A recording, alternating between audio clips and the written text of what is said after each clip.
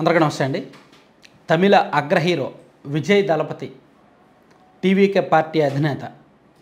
ఆయన ప్రస్తుతం తమిళనాడు రాష్ట్ర వ్యాప్తంగా కూడా ఎన్నికల ప్రచార సభలు నిర్వహిస్తున్నారు. ఈ సభలు మొదలై దాదాపుగా 20 రోజులు అవుతోంది, 10 రోజులు అవుతోంది. సెప్టెంబర్ 13వ తేదీన తన ఎన్నికల ప్రచారాన్ని తిరుచి నుంచి ఆయన ప్రారంభించారు. డిసెంబర్ 20వ తేదీ వరకు ఆయన రాష్ట్ర వ్యాప్తంగా పర్యటించబోతున్నారు. దాదాపుగా ఒక 40 సభలు పెట్టాలి అనేది వాళ్ళ ప్లానింగ్ అనమాట. కోయంబత్తూరు, నీలగిరి, తిరుప్పూరు, ఈరోడ్డు, కన్యాకుమారి, తిరునెల్వేలి, తూత్తుకుడి, కాంచీపురం, వెల్లూరు, రాణిపేట ఇలా అనేక ప్రాంతాల్లో ఒక బహిరంగ సభలు నిర్వహించాలనేది ఆయన ప్లాన్. ఆల్రెడీ ఒక నెల రోజుల కిందటే ఆయన ఇక్కడ మధురైలో ఒక పెద్ద బహిరంగ సభ నిర్వహించారు. అలాగే అంతకుముందు 2024 అక్టోబర్ 27వ తేదీన విక్కరవాండిలో పార్టీ మొదటి స్థాయి సమావేశం నిర్వహించి దాదాపుగా 20,000 మంది అభిమానులతో ఆయన మీటింగ్ పెట్టారు. అంటే ఇక్కడ టీవీకే పార్టీ అనౌన్స్ చేసిన తర్వాత ఆ పార్టీ పెట్టిన ప్రతి బహిరంగ సభ గ్రాండ్ సక్సెస్ అవుతోంది. మధురైలో నిర్వహించిన సభకైతే లక్షల్లో జనం వచ్చారు. ప్లస్ ఇప్పుడు జరుగుతున్న ఎన్నికల ప్రచార సభలకు కూడా వేలల్లో జనం వస్తున్నారు. సో ఇప్పుడు ఒక ట్రెండింగ్ ఒక వార్త ఏంటంటే, ఇప్పుడు ప్రజెంట్ ఇంత భారీ ఎత్తున జనంతో నిర్వహిస్తున్న సభలు ఏమీ లేవు. దేశం మొత్తం మీద ఉన్న పొలిటీషియన్స్ అందరిలో ఇంత క్రౌడ్ పుల్లర్ ఇంకెవరూ లేరు అనేది వస్తున్న మాట.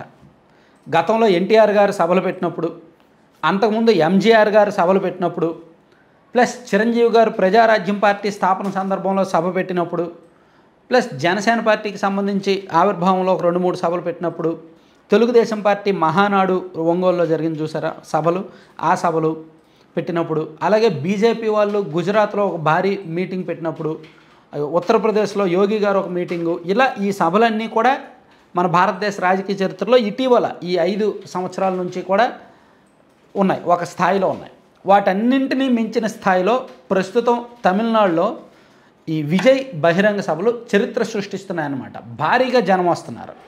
అందులో అంటే విజయ్ మీటింగ్ పలానా చోట ఉంది అని తెలిసిన వెంటనే అక్కడికి ఫ్యాన్స్, యాంటీ ఫ్యాన్స్, పార్టీ అభిమానులు, సాధారణ జనం అందరూ వచ్చేస్తున్నారు.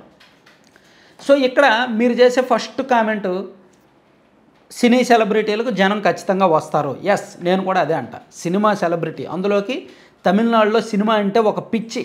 ఆంధ్రప్రదేశ్లో సినిమా అంటే అభిమానం ఉంటుంది, పిచ్చి ఉంటుంది. కానీ ఆంధ్రప్రదేశ్లో 100 మంది అభిమానుల్లో 10 మంది పిచ్చోళ్ళు ఉంటే, తమిళనాడులో 100 మంది అభిమానుల్లో 70 మంది పిచ్చోళ్ళు ఉంటారు. అభిమానం వేరు, పిచ్చి వేరు. సో తమిళనాడులో పిచ్చోళ్ళు ఎక్కువ ఉంటారు, సినిమా పిచ్చోళ్ళు, సినిమా అభిమానులు ఎక్కువ ఉంటారు. సో అక్కడ విజయ్కి విపరీతమైన క్రేజ్ ఉంది. అతని సినిమా రెమ్యూనరేషన్ అలాగే ఉంటుంది, ప్లస్ అతని సినిమాలు కూడా అలాగే ఉంటాయి.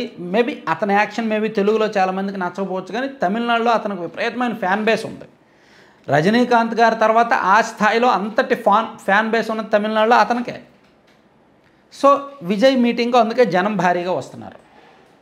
అయితే ఇవి ప్రస్తుతం భారతదేశ రాజకీయాలన్నీ కూడా తన వైపు తిప్పుకుంటున్నారు. విజయ్ మాట్లాడుతున్న స్పీచ్ కూడా అర్థవంతంగా ఉంటుంది, సమకాలీన అంశాల మీద ఉంటుంది, స్థానిక సమస్యల మీద ఉంటుంది. ఆ జిల్లాలో లేదా ఆ ప్రాంతంలో మీటింగ్ పెడితే అక్కడికి ఏం కావాలి, అక్కడ ఏం సమస్యలు ఉన్నాయి, అక్కడ ప్రభుత్వం ఎక్కడ ఫెయిల్ అయింది, సో తాను అధికారంలోకి వస్తే ఏం చేయబోతున్నారు అనేది కూడా ఆయన సభల్లో చాలా స్పష్టంగా చెప్తున్నారు.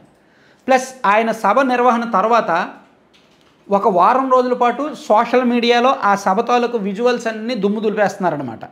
ఇదంతా కూడా ప్యూర్లీ ఒక ప్లానింగ్. డిజిటల్ మార్కెటింగ్ బాగుంది, సోషల్ మీడియా క్యాంపెయినింగ్ బాగుంది, డైరెక్ట్ పబ్లిక్ మీటింగ్స్ బాగున్నాయి, అన్నీ కూడా పాజిటివ్స్ వస్తున్నాయి. అయితే నేను మళ్ళీ చెప్తా, ఒక పొలిటీషియన్ మీటింగ్కి జనం రావడం వేరు, ఒక సినిమా స్టార్కి జనం రావడం వేరు. సినిమా స్టార్ని ఎంతసేపు వాళ్ళు సినిమా స్టార్గానే చూస్తారు. 2019 ఎన్నికలకు ముందు పవన్ కళ్యాణ్ గారు ఎక్కడ మీటింగ్ పెట్టినా ఇలాగే వచ్చేవారు జనం. కానీ 19లో ఏమైందో చూసాం. కాకపోతే ఆంధ్రప్రదేశ్ కంటే తమిళనాడులో సినిమా అంటే పిచ్చి, ఎమోషన్ ఎక్కువ అని నాకు చెప్పుకున్నాం కదా. కాబట్టి ఇక్కడ సభకు వచ్చే వాళ్ళలో 100లో 5 ఓటేస్తే ఆంధ్రప్రదేశ్లో, తమిళనాడులో సభకు వచ్చే వాళ్ళలో 100లో 15 నుంచి 20 మంది ఓటేస్తారని ఒక నమ్మకం ఉంది, ఒక అనాలిసిస్ ఉందన్నమాట. సో దాని ప్రకారం తమిళనాడులో విజయ్ సభలకు జనం భారీగా వస్తున్నారు కాబట్టి ఖచ్చితంగా ఓట్లు, సీట్లు ప్రభావం కూడా అలాగే ఉంటుంది. కింగ్ మేకర్ పాత్ర పోషిస్తాడేమో అని అందరూ అనుకుంటున్నారు. అయితే మరో సినీ నటుడు, అగ్ర సినీ నటుడు కమల్ హాసన్ చాలా సింపుల్గా తేల్చిపడేశారు. మేము మీటింగ్స్ పెడితే జనం అలాగే వస్తారు, కానీ ఓట్లు వేయరు, అనుభవంతో చెప్తున్నాను.